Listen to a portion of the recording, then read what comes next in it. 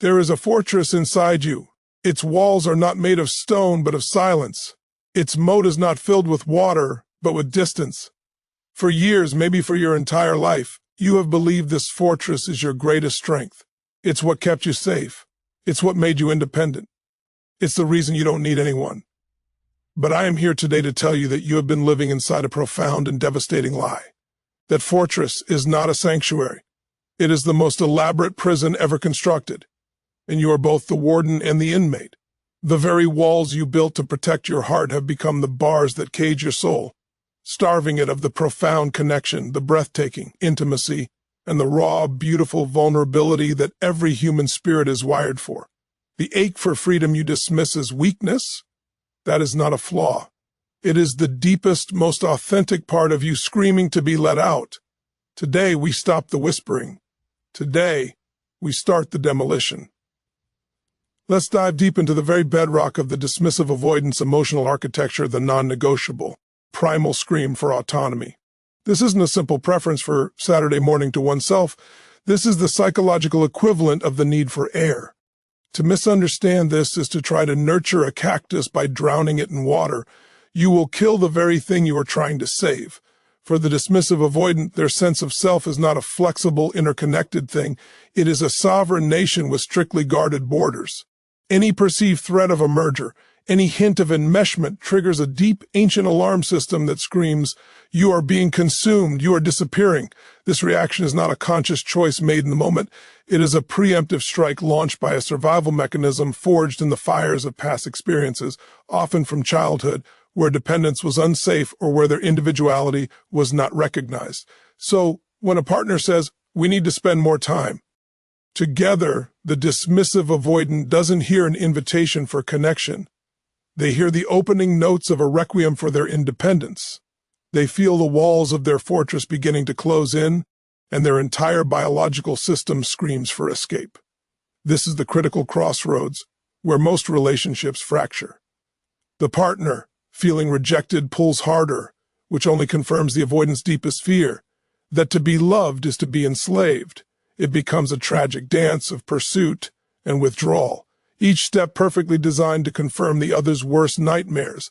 But what if we could reframe this entire dynamic? What if autonomy wasn't the enemy of intimacy, but its most crucial ingredient? The transformative secret here is to understand that the dismissive avoidant doesn't want to be alone, they want to be whole, and to choose to share that wholeness with another whole person. The need is for autonomy without abandonment. It's the profound security of knowing that the field of love you stand in has no fences. You are free to roam, to explore, to have your own thoughts, your own friends, your own private mental space. And when you look back, your partner is still there, not with a leash in their hand, but with a wave, secure in the knowledge that your return is a choice, not an obligation.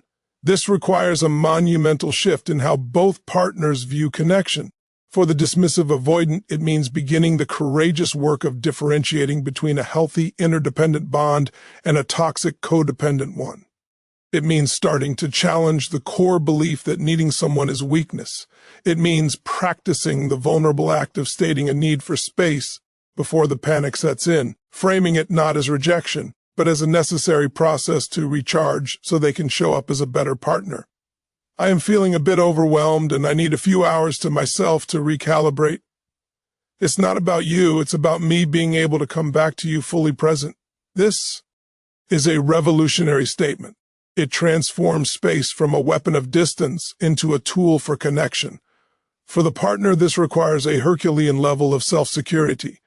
It means building a life so rich and full that your sense of worth is not contingent on your partner's constant attention. It means hearing the request for space, not as a personal indictment, but as a partner communicating their unique operating manual. Your role is not to be their everything, but to be the steady, warm sun in their sky, always there providing light and warmth, but never demanding the planet stop its orbit. You create a gravitational pull of love, not a cage of control. This is where true safety is born for the avoidant. Not in the silence of isolation, but in the roaring, peaceful certainty that they can be fully themselves, with all their quirks, their independence, their internal world, and that self will be celebrated, not corrected. When they experience this, something magical begins to happen. The fortress, no longer under siege, begins to feel less necessary. The drawbridge, once rusted shut, begins to lower, not because it was forced, but because the world outside is proven to be a garden, not a battlefield. The freedom to leave is what makes the choice to stay the most powerful, meaningful, and authentic act of love they can ever offer. If the dismissive avoidance mind is a fortress, then communication is the single, heavily guarded gate. For them, words are not casual, flowing streams of consciousness. They are precision instruments, carefully crafted and deployed.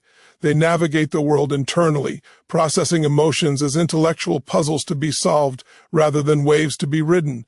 This is why the chaotic, emotionally charged, and often indirect communication style that characterizes many relationships feels like psychological torture to them. They are being asked to navigate a stormy sea with a map written in a language they don't speak. The subtext, the hints, the passive-aggressive comments, the "you should know what's wrong," these are not just confusing, they are perceived as traps. Every unsaid thing is a landmine, and every emotional outburst is an ambush. This forces them further inward, reinforcing the belief that it is safer to say nothing at all than to risk saying the wrong thing and triggering an emotional hurricane they feel ill-equipped to handle. The dismissive avoidance soul craves clarity like a desert craves rain. They need communication that is direct, unambiguous, and logical. This does not mean it has to be cold or unfeeling, though it may often be mistaken for that. It means the emotional content is framed in a structure they can understand and process. A statement like "you're so distant, you never make me feel loved" is a code they cannot crack. It's a global emotional accusation that feels like an attack on their entire character. It triggers defensiveness and an immediate shutdown. But what if that same need was communicated with the precision they reverence? When we go 3 days without having a deep conversation, I start to feel lonely and disconnected from you. It would mean the world to me if we could schedule 30 minutes tonight to just talk with no phones about our weeks. This statement is a key that fits the lock. It is specific, not global. It uses "I feel" statements, not "you are" accusations. It provides a clear, actionable request. It removes the guesswork and the emotional landmines.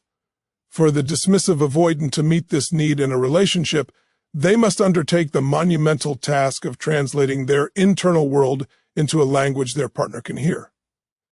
This is perhaps one of the most vulnerable acts they can perform. It means breaking a lifelong habit of internalizing and intellectualizing. It means mustering the courage to say, "When you raise your voice, my system goes into lockdown and I cannot hear your words, only the threat," instead of just stonewalling. It means learning to express a need without shame, framing it as an operating instruction. I process things better when I have time to think. If we're discussing something important, can I have 20 minutes of quiet to gather my thoughts before we continue? This is not a rejection. It is an invitation into their world. For the partner, the challenge is to become a master of clean communication, to strip away the manipulation, the guilt-tripping, the unspoken expectations, to understand that for your avoidant partner, a clear no is infinitely more respectful than a resentful yes. You must create a space where words are safe, where a thought can be expressed without immediate emotional consequences, where a disagreement is a collaborative problem-solving session, not a battle for supremacy. When this bridge is built, you will witness a miracle. The person who was silent will begin to speak. The person who seemed cold will share the profound depths of their logic, which is in reality their feeling. The gate to the fortress will open, not to let you storm in, but to allow them to walk out hand in hand with you across a bridge they helped to build, a bridge made not of guesswork and fear, but of clarity, respect, and the raw, brave power of a simple, well-chosen word. Imagine your nervous system is a Geiger counter, constantly clicking, measuring the emotional radiation in the room. For the dismissive avoidant, this is a relentless reality. Their internal world is calibrated to detect the slightest tremor of need, expectation, or emotional demand from their partner, high-pressure expressions of love, the constant need for reassurance, the dramatic declarations, the demand for escalating intimacy do not feel like love. They feel like a riptide, pulling them out into a sea where they are certain they will drown. Their core programming screams that closeness equals engulfment, and engulfment means the death of the self. Therefore, the most profound gift a partner can give is not more intensity, but more steady, predictable, and low-pressure presence. This is the antidote to their deepest fear. This need for low-pressure presence is about creating an emotional atmosphere with no shoulds. They need to feel that your love is not a variable that fluctuates based on their performance of intimacy. It is a constant. It is the sun on a cloudy day. You know it's there even when you can't feel its full warmth. This means letting go of the scorecard. It means not keeping track of who initiated sex last or who said I love you first. It means being able to sit in silence together, not as an awkward void that needs to be filled, but as a comfortable shared space. For the partner, this requires a deep, unshakable sense of self-validation. You cannot look to your avoidant partner to constantly fill your cup of insecurity.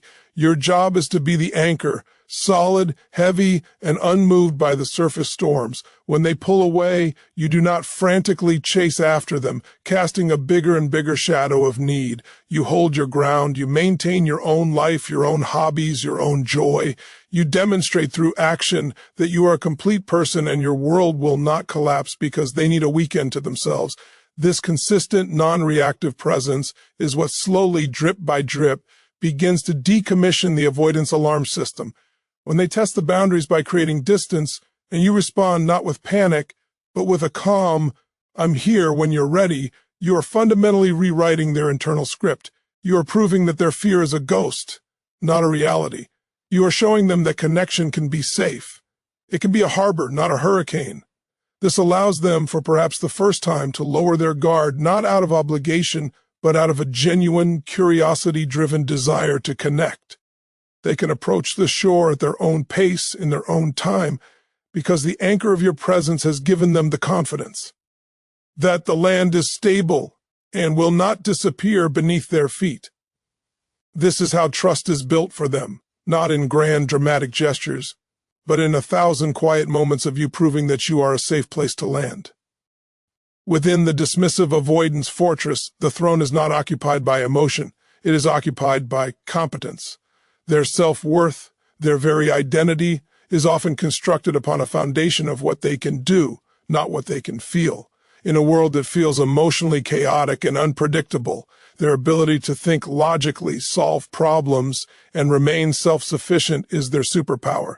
It is the sword and shield they have wielded to survive, and yet, in relationships, this very strength is often pathologized, dismissed as being cold, robotic, or unfeeling. This is a profound misreading of their soul. When you criticize their logic, you are not just critiquing a behavior, you are attacking the core of their perceived survival mechanism. The unspoken and often unconscious hunger is for a partner who not only tolerates this competence, but truly sees it and celebrates it. They need to feel that their way of moving through the world, their analytical mind, their problem-solving prowess, their capacity to remain calm in a crisis is valued. They need to be appreciated for the practical things they do, fixing the sink, managing the finances, analyzing a complex problem at work, building the furniture. These are not just tasks, they are love letters written in the language of action. When you acknowledge this, you are speaking directly to the part of them they are most proud of.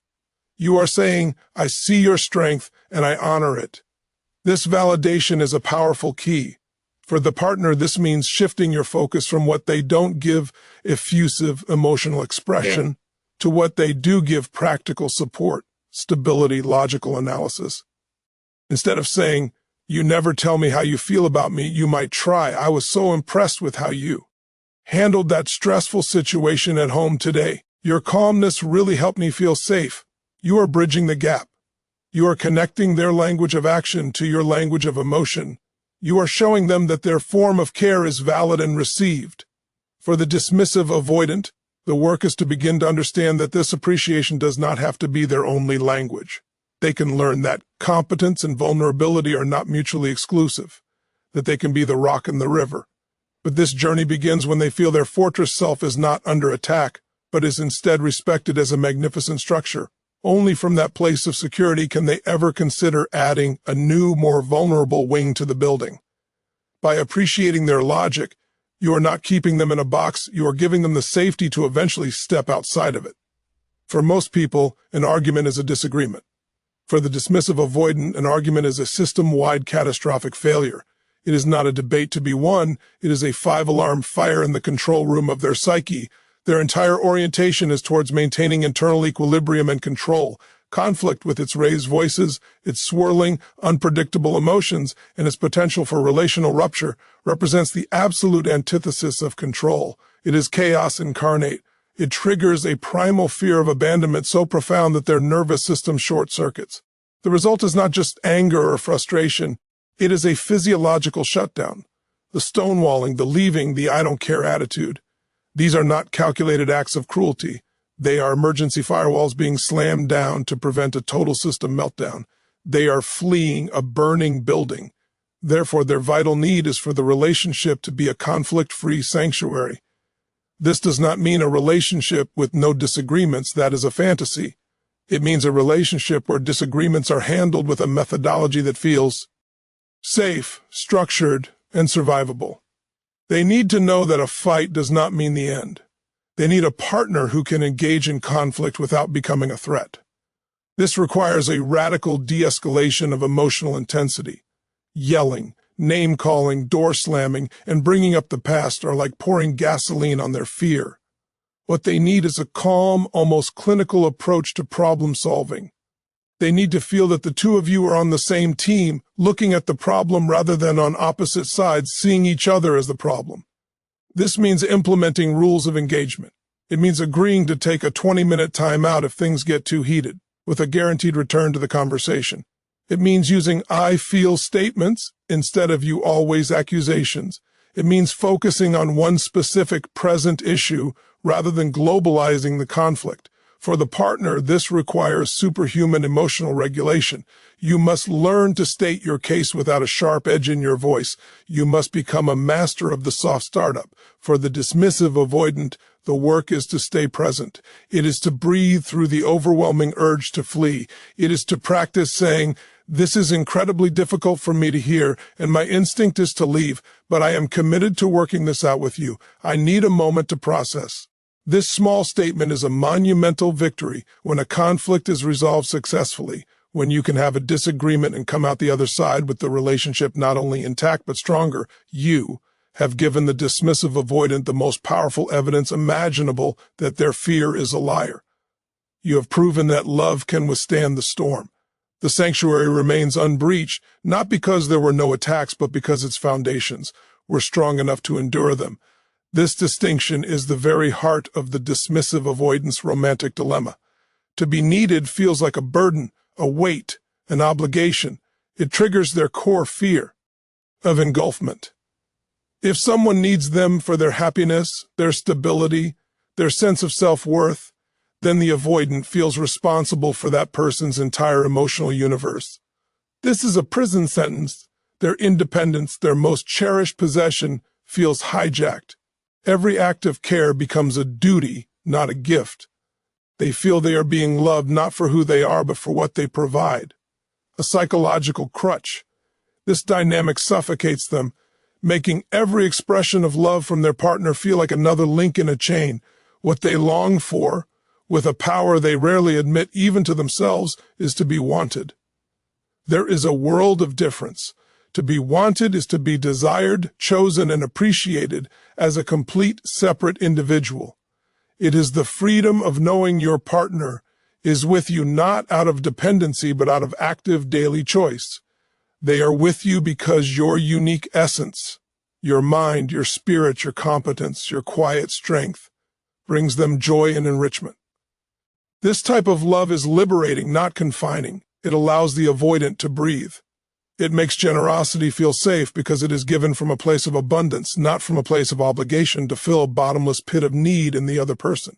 For the partner, embodying this means cultivating a fierce and radiant independence. It means having your own mission, your own passions, your own circle of friends. It means being able to say, "I am having a wonderful time on my own, and my life is full and meaningful, and the fact that I want you in it is the highest compliment I can pay. This is an incredibly attractive energy. It tells the avoidant, you are not my project. You are my partner. You are not looking for someone to complete you. You are looking for someone to share your completeness with. For the dismissive avoidant, this understanding allows them to reframe their own actions. They can begin to see that doing something kind for their partner is not a submission to a need, but a voluntary offering of their strength. They can choose to be vulnerable, not because they are forced to, but because they want to deepen the connection with someone who sees and values their autonomy. In this space, love transforms from a chain that binds into a magnetic force that draws two whole beings closer, each one choosing the other, again and again, not out of lack, but out of a profound and powerful abundance. In a world of instant gratification, the dismissive avoidant operates on a different timescale entirely. Their trust is not won with grand gestures or passionate declarations. It is earned through the slow, steady, and relentless drip of consistent, non-threatening presence over time. For them, patience is not just a virtue, it is the most tangible felt expression of love you can offer. Impatience, pushing for milestones, demanding deeper intimacy on a schedule, expressing frustration at their slowness, is interpreted as a fundamental lack of respect for their internal process. It feels like you are trying to force a flower to bloom by prying open its petals. The result is not acceleration, but destruction. Their need for patience is a need for you to understand that their journey towards vulnerability is like walking through a minefield blindfolded. Every step is tentative, cautious, and fraught with perceived danger. Your impatient sigh, your tapping foot, your comment of, "Are you ever going to open up?" is the equivalent of shouting in the ear of that bomb disposal expert. It doesn't help, it terrifies and enrages. What they need is for you to stand at a safe distance, holding your breath with them, offering a calm, steady presence that says, "Take all the time you need. I am not going anywhere. Your pace is the right pace." This is how you build a bridge of trust, one painstakingly laid brick at a time. For the partner, this is an ultimate test of your own security and faith. It requires you to surrender the timeline. It means celebrating microscopic progress, the fact that they shared a small worry, that they initiated a hug, that they asked for a need to be met, as the monumental victories they are. You are investing in a long-term bond, not a short-term fling. Your patience is the water and sunlight that allows the seed of their vulnerability to finally, safely break through the hard soil of their defenses. For the dismissive avoidant, receiving this gift of patience can be transformative. It allows them to lower their guard without the panic of a deadline. It gives them the psychological safety to explore their own emotions at a pace that doesn't trigger their flight reflex. When they realize you are a gardener, not a hunter, they can finally stop running and begin, slowly, to root. This is the culmination of all the other needs. It is the master key. The greatest pain for a dismissive avoidant is to feel that they are a perpetual disappointment, a project to be fixed, a broken thing that needs to be made whole by someone else's blueprint for love. They spend their lives feeling wrong, being told they are too cold, too distant, too logical. They are constantly being measured against a standard of emotional expression that feels foreign and dangerous to them. This creates a deep sense of shame and reinforces the belief that they are unfit for connection, driving them back into the safety of their fortress. Their ultimate non-negotiable need is to be met where they are. This is the essence of unconditional acceptance. It means that you, as their partner, make the conscious decision to stop trying to drag them into your emotional world, and instead you make a courageous and curious effort to step into theirs. You accept that their way of loving, through actions, through loyalty, through practical support, through quiet presence, is not a deficient version of your way. It is a different language altogether. You stop seeing their independence as a threat to your intimacy and start seeing it as a quality to be respected. You understand that their need for space is not a rejection of you, but a requirement for their own sanity. This does not mean becoming a doormat or accepting abusive behavior. It means differentiating between a wound and a weapon. Their withdrawal is a wound response. Your job is to stop pouring salt on it by taking it personally. When you can truly meet them where they are, you create a miraculous shift. The pressure vanishes, the power struggle dissolves, they feel seen, perhaps for the first time in their life. And from that place of being fully accepted, without an agenda to change them, the human spirit does something extraordinary. It begins to change on its own. The safety of being met exactly as they are creates the only environment in which they can risk becoming something more. They can tentatively begin to learn your language of emotion, not because you demanded it, but because you loved them so completely in their own that they now feel safe enough to explore yours. This is the beginning of true, secure, and powerful love. Today, we have navigated the complex and often misunderstood landscape of the dismissive, avoidant heart. We have ventured beyond the walls of the fortress and decoded the blueprints of its design. This journey was not about assigning blame or painting a portrait of a damaged individual, but about illuminating a path out of the prison of self-reliance and into the liberating fields of secure connection. You have seen that the very behaviors that push love away are not signs of a cold heart, but the desperate strategies of a soul that learned long ago that dependence was dangerous. Your independence is not your enemy. It is a strength that has been wielded as a shield for too long. The mission now is to learn when to lower it and for whom. The 8 needs we have explored are not a checklist for your partner to complete. They are a mirror for you to look into and a map for both of you to follow. This is about a fundamental rewiring of your relational operating system. It's about understanding that autonomy and intimacy are not opposing forces, but complementary ones. That the freedom to be yourself is the very foundation upon which a truly authentic connection can be built. Your need for clear communication, for a conflict-free sanctuary, for patience, and for appreciation are not unreasonable demands. They are the specific conditions under which your unique spirit can finally feel safe enough to bloom. For the partners walking this path with you, let this be a clarion call to a higher level of love. This is not a journey for the faint of heart. It demands a profound strength, the strength to provide anchor-like stability without becoming rigid, the courage to offer unwavering patience without losing yourself, and the wisdom to appreciate a different language of love without forgetting your own. Your role is not to be a therapist or a savior, but a fellow traveler, a safe harbor, a living testament that love does not have to mean engulfment, and that connection does not require the annihilation of the self. The transformation we are speaking of is a demolition project of the highest order. It requires you to pick up the sledgehammer of courage and take the first swing at the walls you built. It will be messy, terrifying, and uncomfortable. There will be moments of backsliding, days when the old programming feels too loud to ignore, and instances where the drawbridge slams shut out of pure instinct. This is not failure. This is the process. The goal is not perfection, but progress. It is the courage to have one difficult conversation, to state one vulnerable need, to sit with the discomfort for 1 minute longer than you did yesterday. Imagine the life that exists on the other side of that fear. Imagine a connection where you are loved not in spite of your independence, but because of it. Where your competence is celebrated and your vulnerability is held as sacred. Where you can be fully, completely yourself, with your need for space, your logical mind, your quiet love, and know in the deepest core of your being that you are enough, that you are wanted, not needed, that you are chosen, not trapped. This is not a fantasy. This is your birthright. This is the love that has been waiting for you to become safe enough to let it in. So, walk out of the shadow of that fortress. Feel the sun on your face for the first time. The journey of 1,000 miles begins with a single conscious step. Take that step today. Decide that the pain of staying the same has finally become greater than the fear of change. Your heart, the one you have protected so fiercely, is not a liability to be managed. It is the key to a life of connection, passion, and purpose you have only ever dared to dream of.